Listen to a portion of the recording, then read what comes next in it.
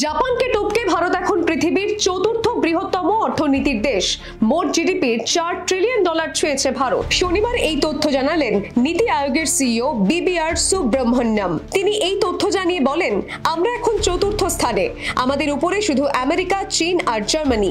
সঠিক পথে চললে আগামী 2.5-3 বছরের মধ্যে তৃতীয় স্থানে পৌঁছে যেতে পারি। এই সাফল্যের পিছনে দেশে চালু হওয়া বিভিন্ন আর্থিক সংস্কার যেমন কাজ করেছে, তেমনি আন্তর্জাতিক অর্থনীতির বর্তমান পরিস্থিতিও ভারতের পক্ষে গিয়েছে বলে জানান তিনি।